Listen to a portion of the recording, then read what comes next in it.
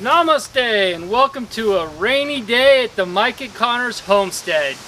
Today I'm going to start off our fruit orchard series on how we handle our fruit trees. And to start off, we just dug out this aphid infested Alberta peach tree. It doesn't look like it's going to make it, and we are trading it off with this smaller peach tree.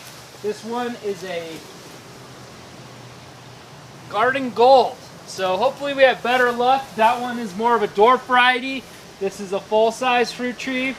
So I'm trying to keep this yard into more of a dwarf kind of fruit orchard. So getting rid of this is kind of just part of it, and it's not going to make it. So today I wanted to give our shout out to Frevelyn and her husband Mike. They said they really enjoyed the show, and I want to give my shout out to them. Thank you guys for watching. I'm glad you enjoyed it, and hopefully one day you guys can have an awesome homestead of your own. So without further ado, Connor and I are going to get to it and get this tree in the ground, and we're going to show you how. So to start off, we dig the hole twice as deep as the root ball of the plant. That way then when it gets watered, the water drains correctly and goes deep into the hole, and then the actual plant's not totally submerged in water all the time. 80% of fruit trees die because they're overwatered. So most people are under the misconception that if you water it more, it's going to live, but actually you're drowning the tree. So that's why we dig the hole twice as deep as what we think the hole, it was twice as deep as what the plant's root ball gets to. So that's why we did that. And then the other thing that's really important when you dig a tree, dig a hole for a fruit tree, is that you scuff up the sides. And the reason I scuff up the sides is because then as the tree grows, then the roots want to go out and into the rest of the yard. When the sides of the hole are scuffed up, it allows the roots to get in easier so that they can grow and it doesn't get stunted at a certain point in its development. So that's why we do that. Most instructions for planting fruit trees recommend that you use the native soil where you're planting. Well, the soil in Reno really sucks, for lack of a better way to put it, so I actually put in a much higher quality soil when I do my fruit trees. And I would depend on the quality of the soil that you're going to use for your fruit trees on what your native soil quality is. So for us, I always put in a better soil. So with this soil, in this case, I did a mix of compost, manure, and topsoil. Just a kind of a third and a third and a third. Fruit trees like a lot of food, and I want to make sure they have plenty of food to keep themselves going. So that's why I did that kind of triad of soils. So I'm going to start by taking this plant out of its bowl. So let's do that first. You want to be really careful when you take the tree out. You don't want to damage the roots or anything. So there we got it. We got it out of the hole. And I'll go ahead and put this guy in for now. And then what we want to do is we want to make sure that we measure the depth. You want to have the bottom of the tree trunk a little lower. That way then the water goes into the center of the roots as opposed to running down the sides. So Connor, do you want to help me out with the tree? Be real careful.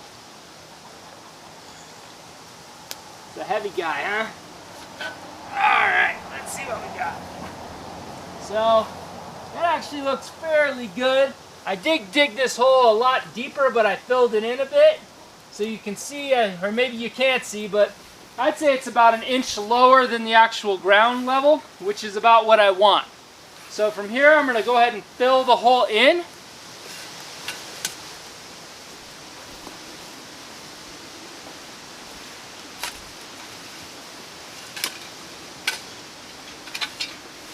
And you can rough up the tree roots a little bit. I'd rather not mess with the tree roots just because I don't want to mess with them. It looks like the tree's doing pretty well, and I don't think that it needs a whole lot of help.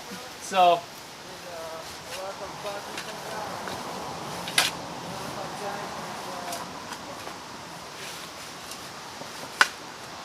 I hope you all had a wonderful day. If you're working or if you're hanging out, I hope that you make the best of it either way.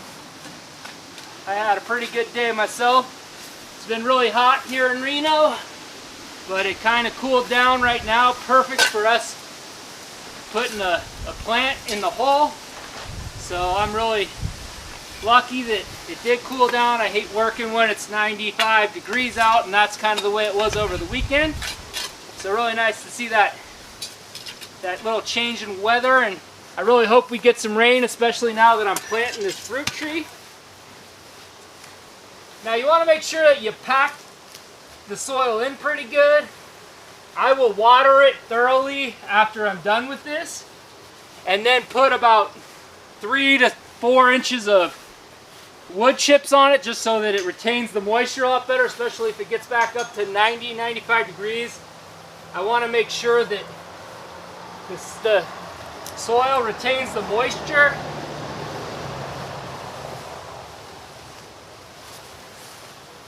And the reason I wanted to get a peach tree again is because we have a peach tree next to it, and I always want to make sure that I have 2 of everything, so that way everything's pollinating each other.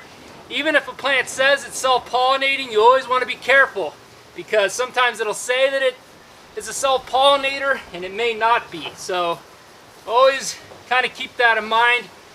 I never believe it when something says that it's a self-pollinating plant, because it will do better if you have a pollinator, even if it says that it is a self-pollinating plant. So always keep that in mind with fruit trees.